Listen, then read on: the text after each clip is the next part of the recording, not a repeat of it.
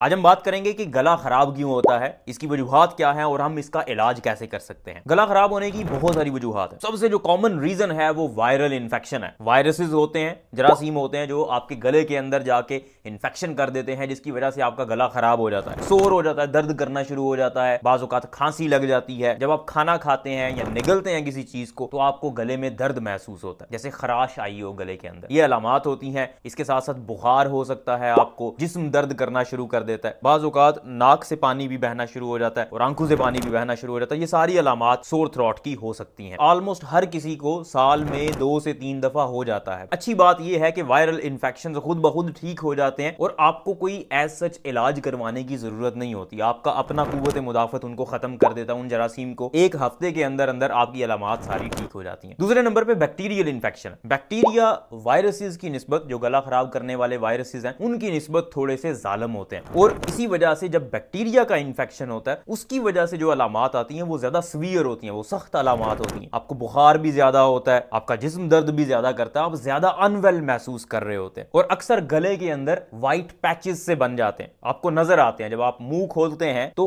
गले के अंदर टॉन्सिल्स के इर्द गिर्द या पीछे फेरेंक्स के ऊपर आपको येलो से पैचेस नजर आते हैं, जिससे पता चलता है कि वहां पे बैक्टीरियल इन्फेक्शन हुआ है। और इस तरह का इन्फेक्शन अक्सर औकात एंटीबायोटिक्स से जल्दी ठीक हो जाता है। लेकिन गला खराब होने की वजह सिर्फ इन्फेक्शन नहीं होते, बल्कि इन्फेक्शन के अलावा भी बहुत सारी चीजें हैं जिनकी वजह से गला खराब हो सकता है। जैसे अगर किसी को एसिड रिफ्लक्स का मसला है, मतलब मेदे से तेजाबियत ऊपर की तरफ गले की तरफ आती है, तो उसकी वजह से भी गला खराब हो जाता है। एलर्जी की वजह से, एलर्जिक रेनाइटिस जिनको होता है, जिनके नाक की एलर्जी होती है, उसकी वजह से उनका गला खराब हो जाता है, क्योंकि नाक की एलर्जी की वजह से नाक से केरा गिरता रहता है और वो जब बार बार गले के अंदर जाता है तो वहां पे इरिटेशन कर देता है और उस इरिटेशन की वजह से गला खराब हो जाता है। इसी तरह स्मोकिंग करने से भी गला खराब हो जाता है और जो लोग स्मोकिंग करते हैं उनका अगर गला खराब हो जाए तो वो इतनी जल्दी ठीक भी नहीं होता। बहुत कम चांस होते हैं, लेकिन कैंसर भी हो सकता है जिसकी वजह से गला खराब हो सकता है, लेकिन वो बहुत रेयर होता है। क्योंकि मैं वजूहात बता रहा हूं तो उसमें एक वजह ये भी हो सकती है। अब आते हैं इसके इलाज की तरफ। देखें, तशखीस के लिए तो हर बंदे को खुद ही पता चल जाता है कि उसका गला खराब है, कोई रॉकेट साइंस चाहिए नहीं होती, इसलिए इन्वेस्टिगेशंस करवाना, टेस्ट करवाना वो जरूरी नहीं होते। लेकिन अगर इसके इलाज की बात करें तो इलाज घर बैठ के भी आप कर सकते हैं, क्योंकि ज्यादातर इन्फेक्शन सेल्फ लिमिटिंग होते हैं, मतलब खुद ब खुद ठीक हो जाने वाले होते हैं। चाहे वो बैक्टीरियल इन्फेक्शन भी हो, वो भी खुद ब खुद ठीक हो जाते हैं। और अगर एंटीबायोटिक्स आप लेते हैं तो बहुत ज्यादा खातिर खा फर्क आपको नजर नहीं आता। अगर आपका एक हफ्ते में गला ठीक होना है तो हो सकता है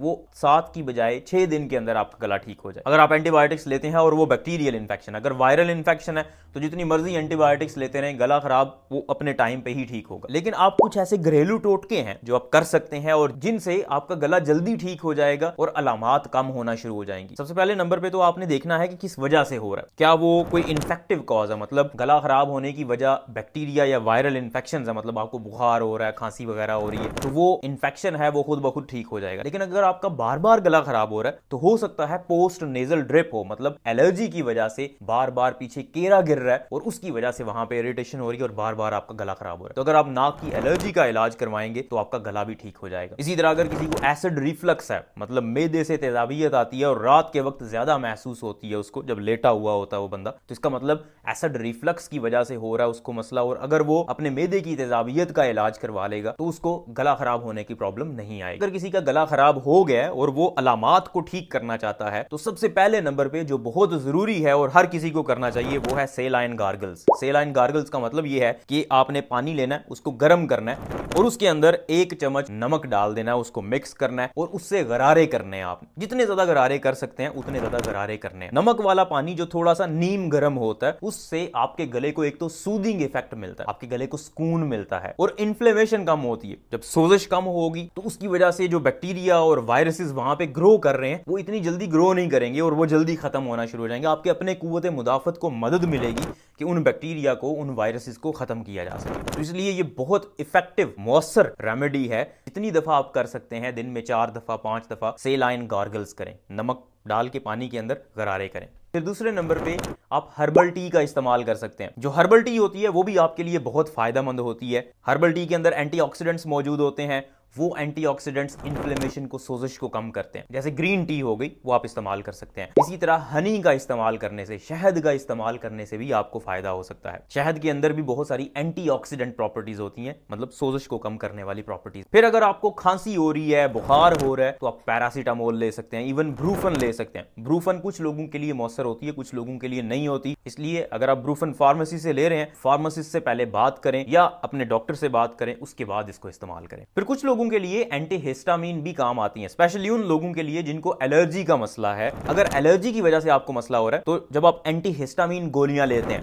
मतलब जिन्हें एलर्जी की गोलियां कहते हैं, तो उसकी वजह से हिस्टामिन कम हो जाता है, सोजिश कम होगी। जब सोजिश कम होगी तो आपकी अलामात ठीक होना शुरू हो जाएंगी। एंटीहिस्टामिन भी अब दो तरह की होती हैं। एक वो होती हैं जिनसे आपको नींद बहुत ज्यादा आती है, और एक वो है जिनसे नींद थोड़ा बहुत इफेक्ट होता है, लेकिन वो नींद आवर नहीं होती। तो वो एंटीहिस्टामिन आपके लिए ज्यादा बेहतर होंगी जिनसे आपको नींद ना आए। लेकिन फिर भी एंटीहिस्टामिन लेने से पहले फार्मासिस्ट से या अपने डॉक्टर से जरूर बात कर लें। फिर इसके अलावा आप आइस क्यूब्स का इस्तेमाल कर सकते हैं। बर्फ की छोटी छोटी गोलियां लेके उनको आप अगर सक करेंगे, उससे ठंडक पहुंचेगी आपके गले को। ये एक बहुत बड़ी मिथ है। लोग कहते हैं कि जब आपका गला खराब हो तो आपको कोई ठंडी चीज नहीं खानी चाहिए। हालांकि ये बिल्कुल इसके बरक्स है। जब आप ठंडी चीज खाते हैं तो उससे आपके गले के अंदर जो सोजिश हुई होती है वो कम होती है, और जब सोजिश कम होगी आपका इन्फेक्शन जल्दी ठीक होने के चांसेस है। इसलिए आप ठंडा पानी पी सकते हैं, आइस क्यूब्स लेके या कोई भी इस तरह की बर्फ की कोई चीज लेके, वो आप अपने मुंह में रख सकते हैं ताकि आपके गले को ठंडक पहुंचे। इसके अलावा मेडिकल लोजेंजेस भी होती हैं, टाफियां होती हैं जिनमें मेडिकेशन मौजूद होती है, थोड़ी बहुत लोकल एनेस्थेटिक्स वगैरह मौजूद होते हैं। वो आप जब सक करते हैं, मुंह में रखते हैं, उनको थोड़ा थोड़ा चूसते रहते हैं, तो उससे भी आपके गले को सूदिंग इफेक्ट मिलता है। एंटीबायोटिक्स गला खराब हो तो इस्तेमाल की जाती हैं,